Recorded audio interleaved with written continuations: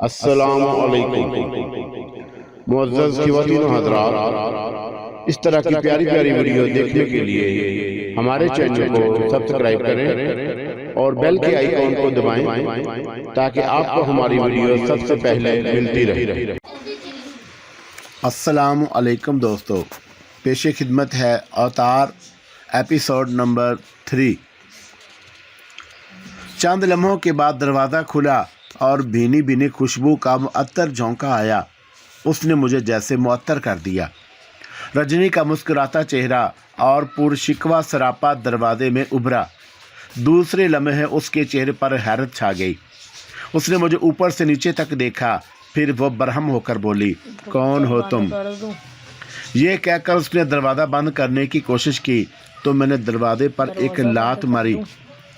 دروازہ اس بری طرح رجنی کے لگا اور وہ اپنا توازن برقرار نہ رکھ سکی۔ وہ فرش پر گر کر بے ترتیب اور آدھی ترچھی ہو گئی۔ وہ اس وقت شب خوابی کے لباس میں ملبوس تھی جو بے ترتیب ہو کر اس کے منہ پر آ گیا۔ میں نے بجلی کسی صورت سے دروازہ بند کیا اور اس کے سامنے کھڑا ہو گیا۔ وہ تیزی سے سنبھل کر اٹھ کھڑی ہوئی اور اس نے اپنی نائٹی درست کی، بکھرے ہوئے بال درست کیے اور اس کا چہرہ زرد پڑ گیا۔ اس نے مجھے خوف زدہ نظروں سے دیکھا اور پیچھے سے اس طرح ہٹنے لگی کہ میں اسے نائٹی میں دیکھ کر بے قابو ہو کر دبوچ نہ لوں۔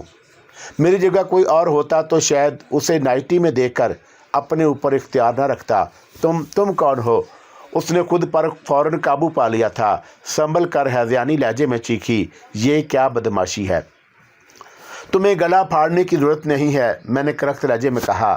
تم لگژری اپارٹمنٹ میں رہتی ہو جو کہ پوش علاقہ ہے۔ اور اس کی آنکھیں خوف سے پھٹی جا رہی تھی۔ میری کرخت آواز نے اسے اور بھی بری طرح سہما دیا۔ وہ مجھے گھورے جا رہی تھی۔ تم کون ہو؟ اس نے اپنی پھولی ہوئی سانسوں پر قابو پا کر دھیمے لہجے میں پوچھا اور اس نے خود پر خاصا قابو پا لیا تھا۔ اگر تم پہلے ہی یہ سوال اس لہجے میں اور بڑے پیارے بڑے انداز میں پوچھ لیتی تو اس کی نوبت نہ آتی، میں نے خوش دلی سے کہا۔ تمہیں 3 دفعہ دریافت کرنا پڑا کہ تم کون ہو، تم کون ہو، تم کون ہو۔ میں بھی تمہارے جیسا مہذب انسان ہوں، مہذب نظر آتا ہوں اور پھر تمیز سے بات کرنا آتا ہے، لیکن جو لوگ تمیز اور شرافت سے بات کرنا نہیں جانتے انہیں سلیقہ بھی سکھا سکتا ہوں۔ تم کیا چاہتے ہو؟ وہ گھبرا کر ایک قدم پیچھے ہٹی، جیسے اس نے میری آنکھوں میں جانے کیا دیکھ لیا تھا، حالانکہ میری آنکھوں اور دل میں کوئی بات نہ تھی۔ میں بہت کچھ چاہتا ہوں، میں نے اس کی طرف مسکرا کر دیکھا۔ یہ بتاؤ کہ تمہارا شوہر منوہر کہاں ہے آج کل؟ وہ اپنے شوہر کا نام میری زبان سے سن کر چونکی، پھر وہ خوف زدہ سی ہو گئی اور پوچھا، کیا تم اس کے دوست ہو؟ میں تم سے تمہارے شوہر کے بارے میں دریافت کر رہا ہوں، میں نے سپاٹ سے لہجے میں جواب دیا۔ یہ میرے سوال کا جواب نہیں۔ وہ دبئی گیا ہوا ہے، اس نے جواب دیا، لیکن میں نے کبھی تمہیں اس کے ساتھ نہیں دیکھا اور نہ اس کے ساتھ تم یہاں آئے ہو۔ وہ کس لیے؟ میں نے کہا، یہ ضروری تو نہیں کہ ہر دوست گھر آئے اور تمہارا حسین مکھڑا دیکھے۔ دوست تو بہت ہوتے ہیں جو باہر بھی مل لیتے ہیں۔ ایسے جواب دینے اور بتانے میں تعامل سا ہو رہا تھا جیسے اس کا شوہر کوئی جرم کر کے فرار ہو گیا ہو، اور اس کے چہرے پر ایک سایہ سا دوڑ گیا۔ تمہارا شوہر دبئی کس لیے گیا ہوا ہے؟ میں نے اپنا سوال دہرایا۔ تمہیں بتانے میں اس قدر تذبذب کیوں ہو رہا ہے؟ وہ اپنے کسی ذاتی کام سے گیا ہے، اور اس کی آواز میں ہلکا سا ارتعاش تھا۔ کس کے کام سے گیا ہے؟ وہ بتا کر نہیں گیا۔ حیرت کی بات ہے کہ تم اپنے شوہر کو تم سے مخاطب کر رہی ہو۔ خیر کوئی بات نہیں، تمہاری سوسائٹی میں شوہر کو ایسے ہی مخاطب کیا جاتا ہے، احترام نہیں ہوتا ہے اور نہ اس کی کوئی عزت ہوتی ہے۔ مجھے اس سے کوئی غرض نہیں۔ اچھا یہ بتاؤ کہ اس کی واپسی کب ہوگی؟ میں کچھ نہیں کہہ سکتی اس کی واپسی کب تک ہوگی۔ جس طرح یہ بتا کر نہیں گیا ہے کہ وہ کس کام سے جا رہا ہے، اسی طرح اس نے اپنی واپسی کے بارے میں بھی نہیں بتایا۔ میں نے پوچھا بھی نہیں، کیونکہ ہم ایک دوسرے کے معاملات میں دخل نہیں دیتے ہیں، اور شاید کہ وہ 1 ماہ کا عرصہ لگ جائے، شاید وہ واپس ہی نہ آئے۔ کیوں؟ میں نے اس کی بڑی بڑی خوبصورت آنکھوں میں جھانکتے ہوئے پوچھا۔ میں ٹھیک کہہ رہا ہوں۔ وہ اپنی جگہ سے اچھل پڑی اور اس کے چہرے کا رنگ فاق ہو گیا۔ اس کی آنکھوں سے خوف جھانکنے لگا۔ یہ بات تم کس بنا پر کہہ رہے ہو؟ میں یہ بات اس لیے کہہ رہا ہوں، اس بنا پر کہ تمہاری باتوں سے ایسا لگ رہا ہے کہ میاں بیوی میں کبھی ذہنی ہم آہنگی نہیں رہی۔ लेकिन जिस्मानी हम आहंगी ज़रूर होगी, क्योंकि तुम किस क़यामत से कम नहीं हो, शोले मुजस्सम हो, और इस नाइटी में तुम्हारा जिस्म शोले की तरह आंच दे रहा है। हमारे यहाँ अक्सर शादियाँ बेजोड़ होती हैं। शादी होने के बरसों बाद गरीब शोहर कहता है कि बीवी से हर वक्त नाचाकी और चेकलश होती रहती है। घर 10 बरसों से जहन्नम बना हुआ है। ज़हनी हम आहंगी बिल्कुल नहीं, लेकिन जिस्मानी हम आहंगी है, और 10 बरसों में 7 बच्चे पैदा कर दिए।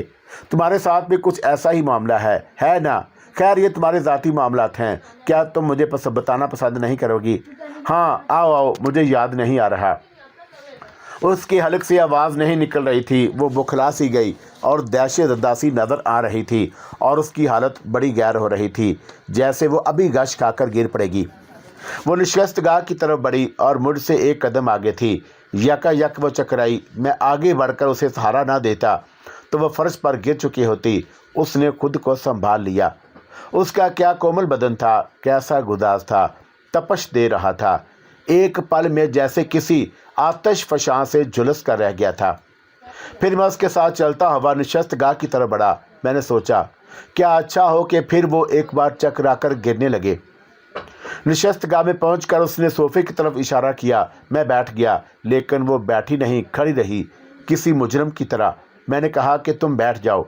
अच्छा नहीं लग रहा कि मैं बैठा रहूं, तुम खड़ी रहो, और यूं भी यह नामुनासिब सी बात है, एक औरत खड़ी रहे। तुम मेरी फिक्र ना करो, मैं ठीक हूँ, उसने कहा। मेरे बैठने और खड़े रहने से कोई फ़र्क नहीं पड़ता, वो बेजान लहजे में बोली। फ़र्क क्यों नहीं पड़ता? मैंने तकरार के अंदाज में कहा। खड़े खड़े तुम्हारे खूबसूरत नाजुक सडोल पैरों में दर्द होने लगेगा। तुम क्या पीना पसंद करोगे? उसने अपने अज़तराब पर काबू पाते हुए पूछा। मेरे यहाँ हर किस्म की शराब है। आखिर इतनी जल्दी क्या है? मैंने हंसते हुए उसे शौक नज़रों से देखा। अभी हम दोनों के दरमियान रस्मी तारफ़ भी नहीं हुआ। वो खामोश रही और उसने मेरी बात का जवाब नहीं दिया। तुम मेरी ज़ात और शख्सियत से बड़ी हद तक बेखबर हो। तुम्हारा मुझसे नावाकिफ़ होना एक तरह की अखलाकी बदतमीज़ी है जो हम में किसी को ज़ेब नहीं देती। क्या तुम मुझे अपनी तरह बदतमीज़ समझती हो? क्यों? मेरा नाम रजनी मनोहर है, और उसकी आवाज़ कांप रही थी। लोग मुझे रजनी कहकर मुखातब करते हैं। मेरे शोहर को तुम जानते हो। मेरा नाम देवा है, मैं जहानत का बादशाह हूँ, इसलिए लोग मुझे देवा या फिर अवतार के नाम से जानते हैं, मैंने कहा। मैं अपनी जगह से उठकर उसकी तरफ बढ़ा, मुसाफे के लिए हाथ बढ़ाया, और उसने बड़ी बेदिली से अपना हाथ बढ़ाया तो उसमें राशा सा था, और उसके दिल में एक खौफ सा दामन गिर हुआ था कि कहीं मैं उसका हाथ पकड़कर उसे अपनी आगोश में ना ले लूं। जब मैंने उसका हाथ अपने हाथ में लिया तो वह बेहद सर्द हो रहा था। वो मुझे गलत समझ रही थी कि मैं उस तन्हाई और हाथ मिलाने के बहाने से फ़ायदा उठाऊंगा। तुम्हारी तबीयत तो ठीक है ना? मैंने पूछा, और उसका हाथ छोड़ा नहीं और उसे थामे ही रहा। हाँ, उसने मुर्दा लहजे में जवाब दिया। जाने क्यों यकलख्त उसके सीने में सांसों का तलातम हचकोले खाने लगा। मैंने उसे सामने वाली कुर्सी पर बिठा दिया, और उसकी आंखों में से अभी अभी खौफ झाँक रहा था। वो नर्वस सी हो रही थी। मैंने तुमसे दरियाफ़त किया था कि तुम्हारा शोहर दुबई से वापस आ सकेगा, मैंने उसकी आंखों में झांकते हुए कहा। मनोहर ने मुझसे कहा था कि वो दुबई में मुस्तकिल रहायश रखना चाहता है, और उसे दुबई बहुत पसंद है, क्योंकि वो रंगीन और बारौनक शहर है। हर किस्म की तफरीहात मौजूद हैं। उसे गए हुए कितना अरसा हुआ है? सच सच बताओ, याद करके। 6 माह का अरसा बीत चुका है, उसने जवाब दिया, और उसकी आवाज़ धीमी थी। वो वहाँ की रंगीनियों में खो गया है। वहाँ क्या कुछ नहीं है, और दुनिया के हर मुल्क में औरत, शराब और क्लब हैं। वहाँ की ज़िंदगी में जो हुस्न है वो यहाँ नहीं। तुम ठीक कहती हो, मैंने उसकी तायद की। वहाँ जो भी जाता है वहाँ के शहर में खो जाता है, अपने आप को भूल जाता है। क्या मैं तुम्हारे पीने के लिए कुछ ले आऊँ? उसने कहा। मुझे बड़ी तलब महसूस हो रही है। नहीं, मैंने हंस कर कहा। आखिर तुम मेरी खातर पर तुली हुई क्यों हो? मैंने कभी किसी मेज़बान को इस कदर बेचैन नहीं पाया, इसलिए कि मैंने सह पहर से कुछ नहीं खाया पिया है। वो बेसब्री से बोली। इसलिए पीना चाहती हूँ। अकेले पीने से रही। झूठ मत बोलो। मैं अपनी जगह से उठकर उसके बराबर वाली कुर्सी पर बैठ गया और उसकी बाहें पकड़ ली। इसमें झूठ की क्या बात है? उसने मेरी तरफ देखा। तुम मेरे शोहर के दोस्त हो, क्या तुम्हारी खातर नहीं करूँगी? क्या तुम इस बहाने पिस्तौल निकालने के लिए बेचैन नहीं हो? मैंने कहा, क्या तुमने देवा को बेवकूफ़ समझा हुआ है? वो इस लम्हा इस तरह चौंकी जैसे उसे किसी बिच्छू ने डंक मारा हो और उसका चेहरा सफ़ेद पड़ता चला गया। वो धुली चादर की तरह हो रहा था और वो खौफ व बहरास से मेरी तरफ देखने लगी और उसकी हालत बड़ी बेगैर हो रही थी। मैंने उसकी बाँह छोड़ दी। मैं अपनी जगह से उठकर दीवार में लगे कैबिनेट की तरफ बढ़ा और उसे खोलकर उसमें से विस्की की बोतल और गिलास निकाली और औरत की ज़िंदगी, रहन सहन और मुआशरत मगरबियत का असर लिए हुए थी। मैंने गिलास में एक पैग डालकर उसमें सोडा मिलाया और फिर उसके पास जाकर उसकी तरफ बढ़ाया। उसने एक ही सांस में चढ़ा लिया और फिर मुझे गिलास खाली वापस कर दिया। मैं गिलास मेज़ पर रख कर आया तो उसकी हालत कदरे बेहतर नज़र आ रही थी और उसके अवसान किसी हद तक बहाल हो गए थे। वो पुरसकून सी लगी। मैं तुमसे उस कत्ल के बारे में चंद सवालात करने आया हूँ। मैं उसके सामने कुर्सी खींचकर बैठ गया। तुम मेरा मतलब समझ गई होगी। शांति के कत्ल के बारे में उसकी आवाज़ कपकपाई और फिर वह मुझे साकत पलकों से देखने लगी। हाँ, मैंने इस बात में सर हिलाया। शाबाश, तुम बड़ी हद तक ज़हीन और समझदार हो। मुझे अंदाज़ा ना था। सुना है कि हसीन औरत में जहानत नहीं होती और तुमने ये बात गलत साबित कर दी। मैं गौतम की जानिब से इंक्वायरी कर रहा हूँ और तुम उसे तहकीकात का नाम दे सकती हो। क्या तुम खुफिया पुलिस के आदमी हो जो तहकीकात करने आए हो? उसने पलकें झपकाकर पूछा। इंस्पेक्टर तो तहकीकात कर गया। मैं खुफिया पुलिस का आदमी नहीं हूँ बल्कि प्राइवेट सुरागर सा हूँ, मैंने जवाब दिया। पुलिस ने अपना फ़र्ज अदा किया है और अब मैं। उसके अंदर एक नुमाया सी तब्दीली हुई और उसके चेहरे पर किसी कदर तमानियत सी छा गई। उसने अपनी कफियत पर काबू पाते हुए कहा, तुम्हारी बात बेहतरी इसी में है कि जिस तरह आए हो उसी तरह वापस चले जाओ। मैं तुम्हारे किसी सवाल का जवाब नहीं दे सकती। तुम क्या, तुम्हारे बड़े भी इन सवालों का जवाब देंगे जो मैं पूछूंगा, मैंने तेज़ लहजे में कहा। उसने तैश के आलम में कुर्सी से उठना चाहा। मैंने उसके शाने पर दबाव डालकर उसे कुर्सी पर बैठा दिया और उसका हाथ पकड़ लिया। सुनो मिसेस रजनी, तुम्हें मेरे एक एक सवाल का जवाब देना होगा, मैंने कदरे करख्त लहजे में कहा। तुम एक मासूम और बेगुनाह लड़के को कानून के हवाले करके उसे सज़ा नहीं दिलवा सकती। वो अपनी माँ और बहन का वाहिद सहारा है। मेरा बयान तुम कल के अखबारात में पढ़ लेना। उसने मज़ाहमत करके एक झटके से अपना हाथ छुड़ा लिया। मैं एक ही बात बार बार दोहराना नहीं चाहती हूँ। कल मेरा सारा दिन पुलिस, अखबार वालों और फोटोग्राफरों की नज़र होता रहा है, लेकिन तुम गौतम की बूढ़ी माँ और उसकी जवान बहन के बारे में कुछ मालूम है? मैंने तलख लहजे में कहा और उनका चैनो सकून गारत होकर रह गया है और उन पर एक क़यामत टूट पड़ी है। उन पर लम्हा लम्हा भारी और अज़ियतनाक हो रहा है।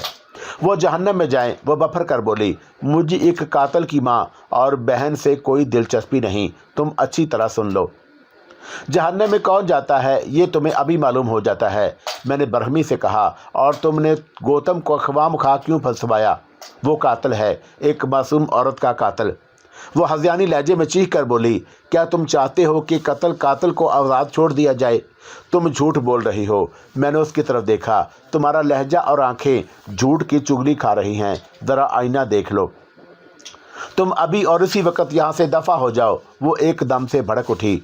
उसने अपनी दस्ती घड़ी में वक्त देखा तो वह बेचैन सी हो गई। मैंने अपनी दस्ती घड़ी में वक्त देखा और फिर उसकी तरफ। तुम इससे इस कदर बेचैन क्यों हो रही हो? श्याम के आने में अभी आधा घंटा बाकी है। कौन श्याम? वो इस तरह उछल पड़ी जैसे करंट लगा हो और उसका चेहरा मुतगय्यर हो गया। क्या वो तुम्हारा दोस्त है? तुम्हारा नया शिकार, मैं मुस्कुराया, जिसके इंतज़ार में तुम सुबह से घड़ियां गिन रही हो और उसके तस्वर में दिन भर से डूबी हुई हो। लेकिन रात श्याम के साथ नहीं बल्कि मेरे साथ गुजरेगी, मोहब्बत भरी और अहद पैमान की दिलकश बातों में। क्या? और उसकी आंखें हैरत से फैल गईं। उसने सहमी हुई नज़रों से मेरी तरफ देखा। मैं किसी श्याम को नहीं जानती और ना ही तुम्हें। तुमने आईना देखा है? मैं तुम्हें 10 मिनट भी रुकने नहीं दूंगी। क्या तुमने मुझे माल मुफ्त समझ रखा है? हाँ, मैंने सर हिलाते हुए अपनी टांगें सोफे पर फैला दी। उसकी तरफ वर्जीदा नज़रों से देखा। श्याम को बहुत अच्छी तरह जानती हो और इतनी देर में मुझसे भी।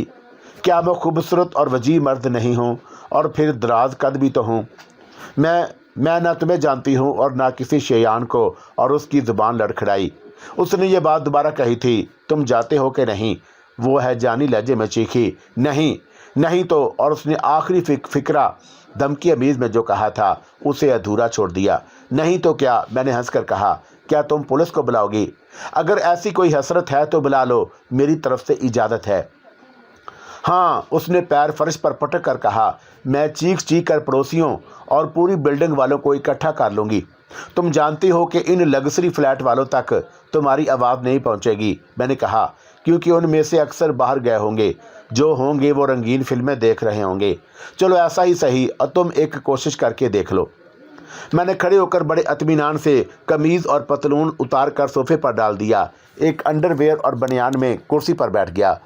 وہ چند لمحے تک میری حرکات کو حیرت اور غصے سے دیکھتی رہی، پھر بل کھا کر وہ ٹیلی فون کی طرف بڑھی۔ اس نے ریسیور اٹھایا تھا کہ میں نے اسے بڑے پیار بھرے لہجے میں مخاطب کر کے کہا، تم دیوا سے لڑ نہیں سکتی ہو، تم عقل سے کام لو ورنہ پچھتاؤ گی۔ تمہاری ذہانت کی ایسی کی تیسی، وہ بگڑ گئی۔ پولیس آئے گی تو تمہاری کھال ادھیڑ کر رکھ دے گی، تمہارا تیا پانچا کر دے گی۔ سنو ڈارلنگ، دانشمندوں اور بزرگوں نے کہا ہے کہ غصے میں جو کام بھی کیا جاتا ہے وہ پیشمان پر ختم ہوتا ہے۔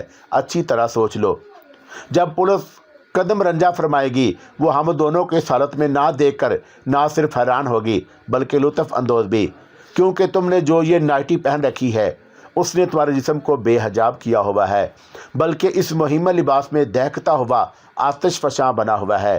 تمہیں تو چاہیے تھا کہ سب سے پہلے لباس تبدیل کرتی۔ اس نامناسب لباس میں ایک غیر مرد اور شوہر کے دوست کے سامنے آنا ایک عورت اور بیوی کے لیے کیا شرمناک نہیں ہے؟ خیر کوئی بات نہیں، تم اس لیے قابل معافی ہو کہ تم ایک ماڈرن عورت ہو۔ تمہیں نمائش اچھی لگتی ہے کہ لوگ دیکھ کر تعریف کریں گے، اور وہ مجھے بغیر کسی حجاب کے دیکھ کر کیا خیال کریں گے؟ کیا یہ بہتر نہیں ہوگا کہ تم پڑوسیوں اور عمارت والوں کو بلا کر ان سے میرا تعارف کرا دو؟ چوکی دار کو انٹرکام پر کہہ دو، وہ سب سے کہہ دے گا۔ اس نے میری بات پر بڑے تحمل اور غور سے سنی تھی، پھر اس نے بڑا فروختہ ہو کر فرش پر پیر پٹکا، پھر ریسیور بھی کریڈل پر دے مارا، پھر وہ میز کی دراز کی طرف کوندا بن کر لپکی، دراز سے پستول نکال کر میرا نشانہ لے لیا اور میری طرف بڑھنے لگی۔ یہ کیا ہے جانی؟ میں نے بے خوفی سے پوچھا۔ محبت میں ایسے زمانے بھی آئے ہیں، کبھی رو دیے ہم اور کبھی مسکرائے۔ یہ تمہاری موت ہے، وہ دھاڑی۔ اب تو مرنے کے لیے تیار ہو جا، تمہارے دن پورے ہو چکے۔ میں جب بھی گھر سے نکلتا ہوں جان ہتھیلی پر لے کر، کیونکہ زندگی اور موت کا کوئی بھروسہ نہیں اور موت کا وقت مقرر۔ یو نو ڈارلنگ، میں نے شوق لہجے میں کہا، ایسے مناظر ہماری فلموں میں بہت اچھے لگتے ہیں۔ تم میری طرف دیکھو، سوچو، ذرا غور کرو، میں ہر لحاظ سے شیام سے بہت بہتر ہوں۔ معلوم نہیں وہ نوجوان سا لڑکا جس میں نسوانیت بھری ہوئی ہے تم جیسی عورت کے قابل نہیں ہے۔ ابھی اس کی عمر ہی کیا ہے؟ حیرت ہے کہ تم نے اسے کیسے پھانس لیا۔ تم سے زیادہ حیرت تو اس پر ہے جس نے تمہاری عمر کا خیال نہیں کیا۔ گو کہ تم لاکھ حسین، پرکشش اور بھرپور عورت سہی، پھر ہر لڑکا گوتم نہیں ہوتا ہے۔ تم اس شیام کو بھول جاؤ چندا۔ اس کے ہاتھ میں پستول کانپنے لگا اور وہ مجھ سے چند قدم کے فاصلے پر رک کر غیظ و غضب کے عالم میں گھورنے لگی، پھر پھنکاری، میں تمہیں بڑی آسانی سے قتل کر سکتی ہوں۔ اس وقت تم میرے رحم و کرم پر ہو اور تمہیں بچانے والا کوئی نہیں، اور نہ ہی تم اب بچ کے سکتے ہو۔ سنو جان من، کیا تم نے سنا نہیں کہ مارنے والے سے بچانے والا بڑا ہوتا ہے؟ میں نے کہا کہ قتل کرنا بہت آسان ہے اور تم 2-1 گولیاں چلاؤ میں مر جاؤں گا، اصل کام لاش کو ٹھکانے لگانا ہوتا ہے۔ تم نے یہ بھی سوچا کہ میری لاش کو کیسے ٹھکانے لگاؤ گی؟ یہ بھی بہت آسان ہے، وہ خشونت سے بولی۔ یہ میری درد سری ہے، میرا مسئلہ ہے، تھوڑی دیر میں جہنم میں تمہیں رسید کر دوں گی۔ وہ کیسے؟ میں نے تجسس اور اشتیاق بھرے لہجے میں پوچھا۔ میں تمہاری لاش کو فلیٹ کی بالکنی سے نیچے پھینک دوں گی، اس نے نخوست سے جواب دیا۔ تمہاری لاش کو گھسیٹ کر بالکنی تک لے جاؤں گی، رات کا وقت ہے، اپنے فلیٹ میں اندھیرا کر لوں گی، پھر لاش اٹھا کر نیچے پھینک دوں گی۔ یہ کوئی جان نہیں سکے گا کہ یہ لاش کس منزل سے نیچے پھینکی گئی ہے، اور پھر کسی کو بھی نہیں معلوم ہوگا کہ تم کون تھے اور کس سے ملنے آئے تھے، اور مجھ پر آنچ نہیں آئے گی۔ بہت خوب، میں نے خوش ہو کر تالیاں بجائیں۔ تمہاری ذہانت کی داد نہ دینا بد ذوقی ہوگی، لیکن میری جان، میں موت کے منہ میں جانے سے پہلے ایک بات تو بتا دوں मैं जब यहाँ आया नीचे वाले ज़ेने पर मिस्टर नंद कुमार मिल गए। वो तीसरी मंजिल पर रहते हैं। जब मैंने उनसे पूछा कि मिसेस रजनी मनोहर कौन सी मंजिल और फ्लैट में रहती हैं, वो बड़े शरीफ आदमी हैं, उनका अखलाक देखो, वो मुझे तुम्हारे फ्लैट तक छोड़ गए और तुम उस गवाह को क्या करोगी? वो बुरी तरह जन जला गई। ओहो, ये तो मैंने सोचा नहीं था। बेहतर है कि तुम जितना जल्दी हो सके चलते बनो, वो गुर्राई। मैं अब यहाँ से जा नहीं सकता, मैंने बड़े सुकून और इत्मीनान से कहा, क्योंकि अब तो बहुत सारे मामलात निपटाने हैं, सुलझाने हैं। गौतम के बारे में तुमसे बहुत कुछ दरियाफ्त करना है। उस कत्ल के बारे में तुम्हारा एक सचमुच का बयान लेना है। तुम गौतम को ब्लैकमेल कर रही हो और उस पर भी अपना तबादला ख्याल ज़रूरी हो गया है। इसलिए भी सारी रात तुम्हारे साथ ठहरूंगा और फिर हमें मनोहर की मौत के असबाब पर गुफ्तगू करना है और फिर रात आसानी से कट जाएगी। मनोहर की मौत के असबाब। रजनी के हाथ से पिस्तौल छूटकर फर्श पर गिर पड़ा। तुमसे किसी ने कह दिया कि मनोहर मर गया है? वो कहाँ है? मैं तुम्हें बता चुकी हूँ। वो जिंदा है और वो दुबई में है। वो शराब और शबाब से दिल बहला रहा होगा और उसकी आवाज़ खौफ और दहशत से कांप रही थी। उसका चेहरा मुतगय्यर हो गया था। वो फटी फटी आंखों से मुझे देख रही थी जैसे मैं फरिश्ता अजल हूँ। अगर वो जिंदा है तो फिर तुम इस कदर खौफजदा क्यों हो रही हो? मैं ज़हरी लब मुस्कुराया। तुम यहाँ आकर बैठ जाओ और खुद को काबू में रखो। मैंने सामने वाली कुर्सी की तरफ इशारा किया।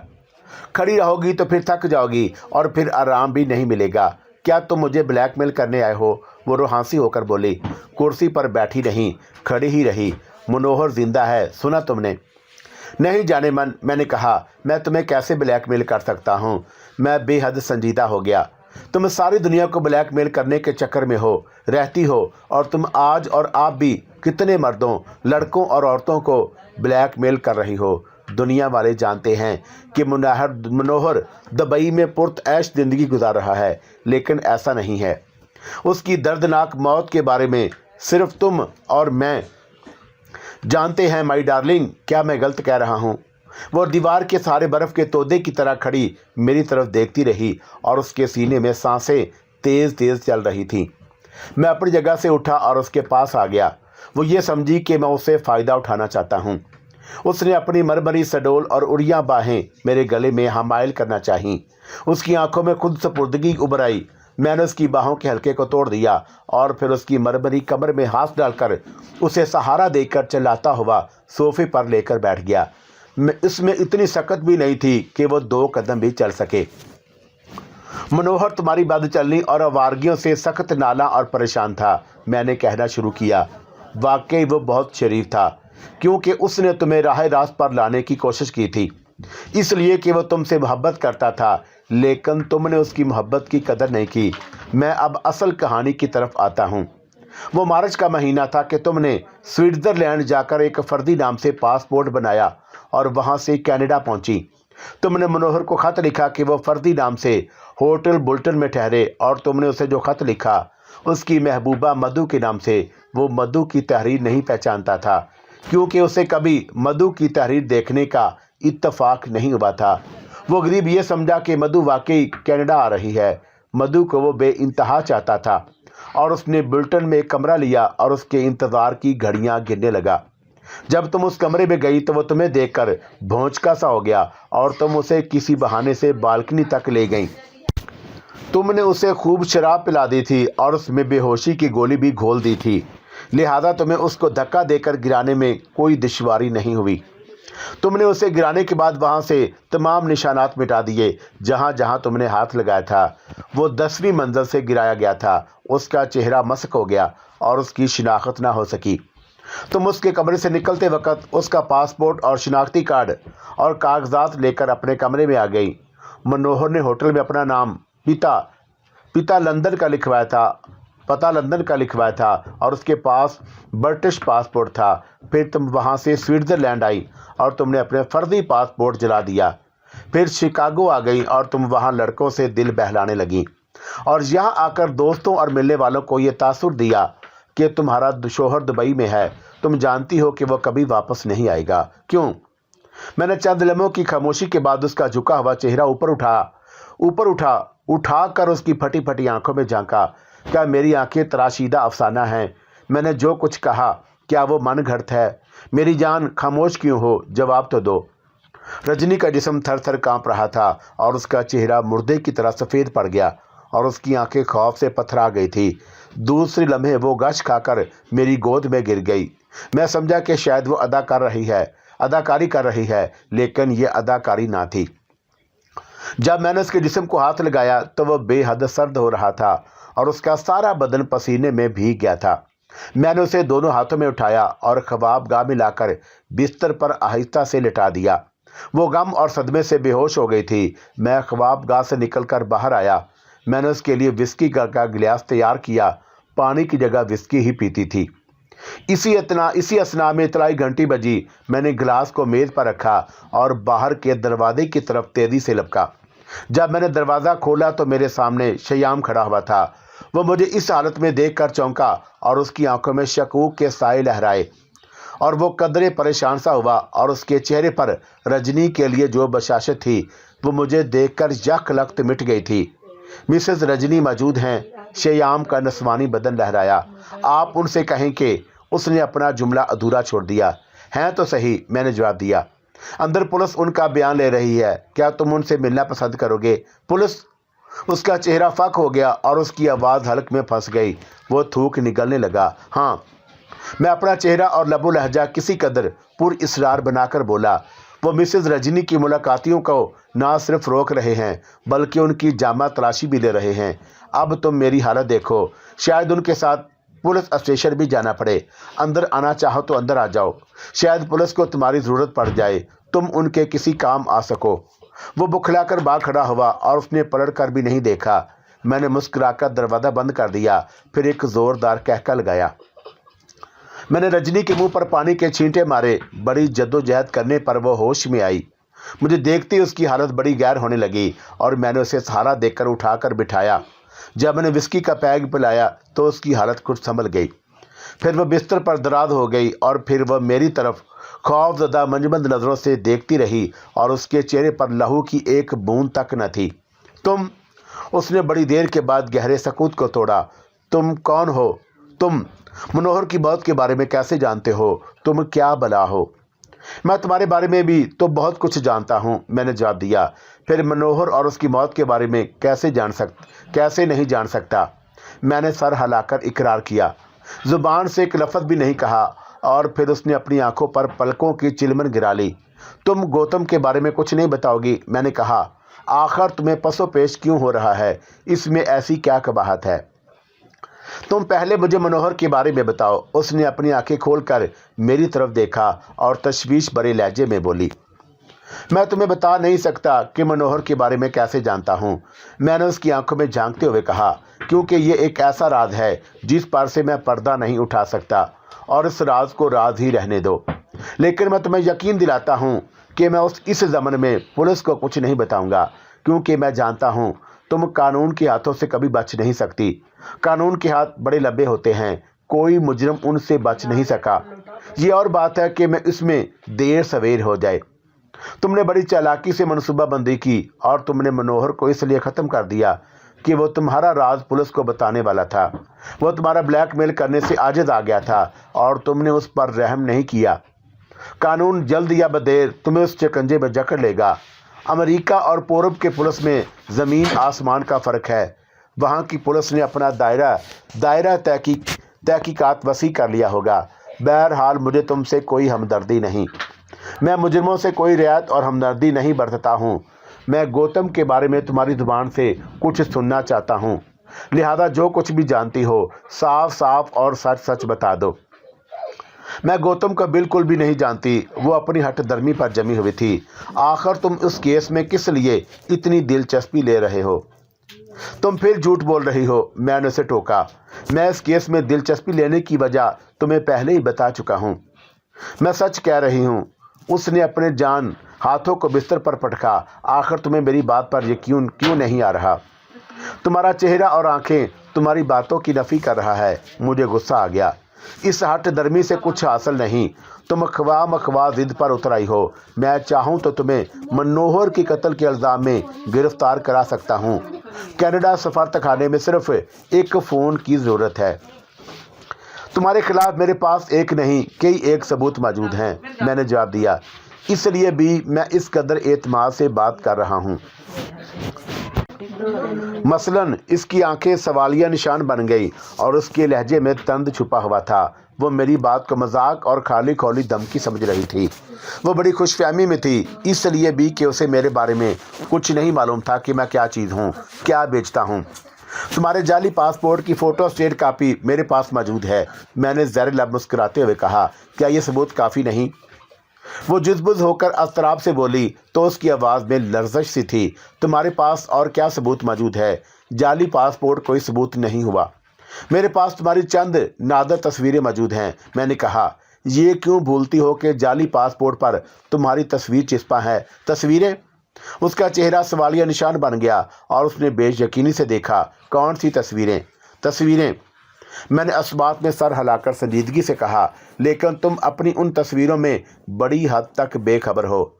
एक तस्वीर में तुम होटल बिल्टन के कमरा नंबर 217 के दरवाजे पर दस्तक दे रही हो और जिसमें मनोहर भी फर्दी नाम से मुकीम था। 2 तस्वीरें और हैं। एक तस्वीर में ताज होटल से बाहर आ रही हो और दूसरी तस्वीर में एयरपोर्ट की इमारत में दाखिल हो रही हो। मैंने सांस लेने के लिए तवक्कुफ किया। रजनी की खौफजदा आंखें मेरे चेहरे पर जमी हुई थी और उसका सीना बुरी तरह धड़क रहा था। वो बड़ी हरासा हो रही थी।